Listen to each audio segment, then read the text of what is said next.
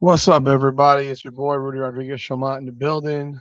Got another video for you on the Washington Mystics. Washington Mystics Unfiltered. Hit that like button, subscribe to the channel, ring the bell, leave your comments. Today was the day I decided not to do a live. There was a few reasons for it, and I'll apologize for even though I don't really owe anyone an apology. If you take a look at my left eye, it is swollen. I deal with sometimes I get allergies in my eyes. Yeah, my eye has been literally running all day long. That's one. Two, I had my son with me all afternoon, so it would have been almost impossible to do an entire live. I would have been like y'all have seen the interruptions I get a lot, and yeah, he it would have been rough today for sure. And more so, I just don't feel that good. And then the fourth reason is today's my father's birthday, and he's deceased, so this is always a rough day for me. Is his birthday, so or June 28th, so which was a Sunday, which is I'm recording at almost 3 o'clock in the morning right now on June 29th, doing this video. But those are the reasons that I wasn't. I did watch the game though, so I will say I did watch the entire game. Just a live wasn't going to work today, so apologize for that. This would have been one heck of a live to do. Obviously, the Washington Mystics come away with a 124-123 win in 4 overtimes. An unbelievable game overall. Back and forth action the entirety of the way. I mean, Portland led, Washington led. Portland led. Portland was in control, and Washington went on one of those runs again that they have this ability to do that we've seen before, where they seem to lock in and play really well in spurts. And they came back from a number of points down, and I don't remember what they were down in the fourth quarter, but they were down at least 6 or 8, I think, in the fourth. Looking at this thing right here, they were down.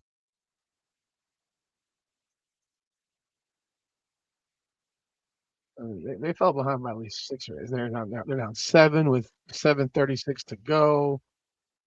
8. They're down by as many as 8 in the fourth quarter. Fought back, got back in the game. This was definitely an interesting one. They lost. Georgia Amore went down with a knee injury in the first half, second quarter, and went to the locker room. She never returned. Never heard really what the injury was. But that gave a lot of opportunity to Alicia Flores, who came off the bench and pretty much played a strong game. I don't know that I would say she played a great game, but she played a strong game. She played 34 minutes off the bench. I She was very active, but the way I watched it, I also saw a lot of other stuff, and there's still a massive issue with the point guard position with this team. With Georgia Amore going down, she had done nothing in the game. Lucy Olson only played 14 minutes, and Sidney Johnson decided to run with Flores for the entire, pretty much the entire overtime. 4 of them, and they overcame Carla Leite, who hit a bank three at the buzzer in regulation to send it to overtime to begin with. This was after Flores had missed 2 free throws. Once again, the free throw bug bit the Mystics. They did shoot 41 free throws in this game, but the free throw bug absolutely bit them because they missed 11 free throws. They were 30 for 41 from the line. The Portland Fire got called for 39 fouls. The Mystics got called for 23.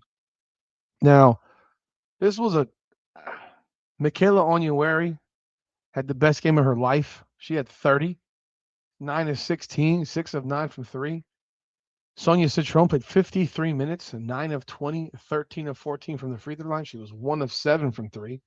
She also had 8 turnovers to 4 assists. So this wasn't a pretty game.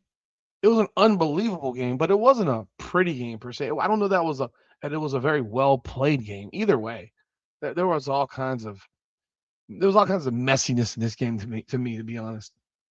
Big shots.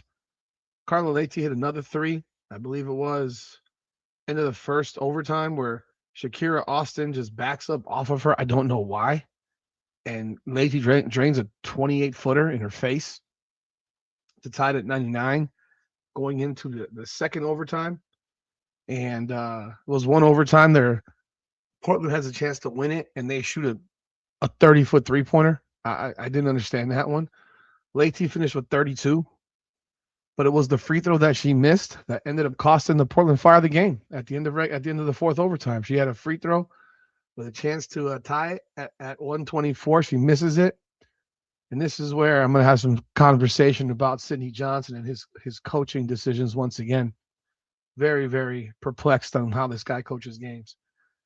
By the way, Kiki Irfin goes for 27 points, 11 rebounds, 6 assists. She had a great game. But in terms of what happened in this game as far as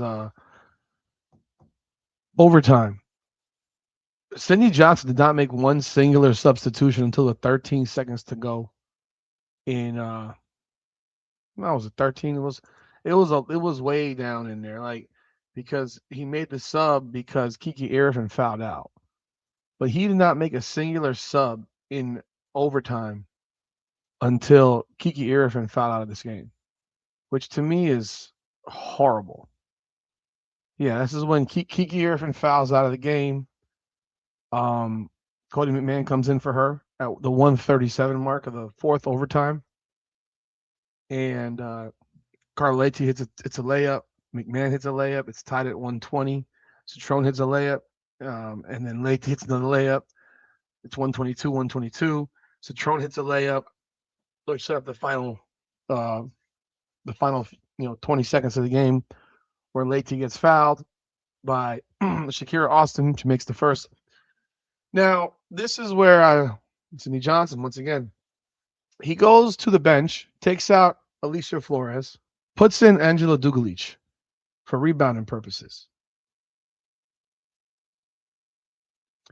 You have a 6'7" center sitting on your bench, and you go with the 6'4" power forward.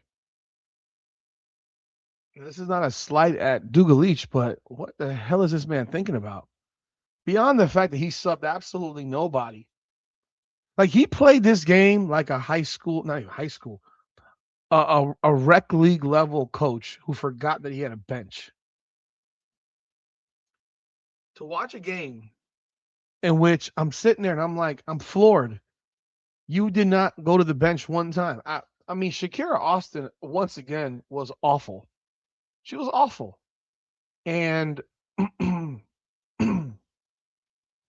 she played the entire overtime, all 4 overtimes.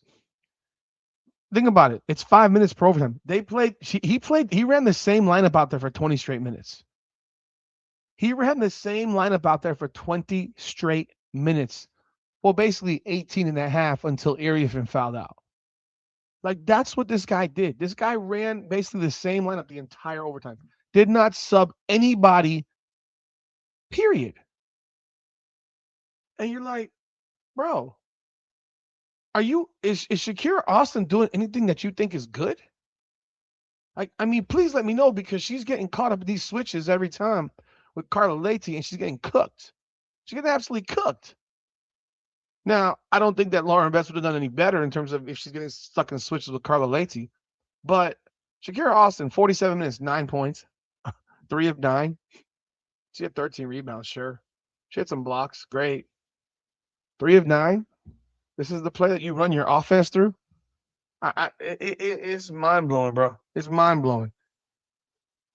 There was a point where I was like, I almost hope they lose this game, because this guy needs to answer for how he's not using a bench. Like, he played Flores because he had to, but he's running this lineup out there where Lucy also plays 14, Best plays 13, Dugalic plays 11, McMahon plays 21 minutes. This game went to 4 overtimes. There was 60 minutes of basketball. And the starters go 49 minutes, 48 minutes, 47 minutes, 53 minutes. Amor only played 12 because she was injured. Now the question is, what happened with her? Will she be out for any extended period of time? We'll find out. They shot 43%. Again, this wasn't a pretty game. It was a crazy game, but it wasn't a pretty game. I thought a lot of mistakes. Portland shot 45%, 36 from three, 34 from three from Washington. The free throw disparity was the difference in this game. I mean, it was insane, the difference in free throw shooting. But the Mystics come away with a big win. I mean, they needed it badly. They needed it badly because after that embarrassing loss to Connecticut, they needed a W. Like they needed to win today real bad. And they got it done. And it didn't look good for quite some time. It didn't look good for quite some time. They overcame a couple of big shots by Leite. The crazy thing is Leite misses that free throw. They get the rebound. And they give a chance to win the game. And Leite misses the 3-foot layup. I mean, wide open, by herself, 3-foot layup. I mean, you're sitting here like, bruh, you hit a bank three, you hit a three to tie there, you hit this, you hit that. She did everything, and you missed that. I was like, whoa. By the way, Citron had 7 points going into the fourth quarter.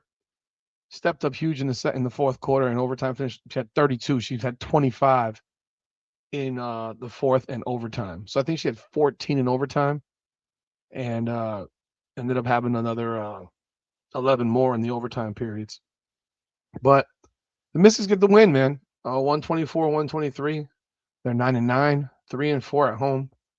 And their next game will be against the Atlanta Dream on the 2nd, which is that Wednesday?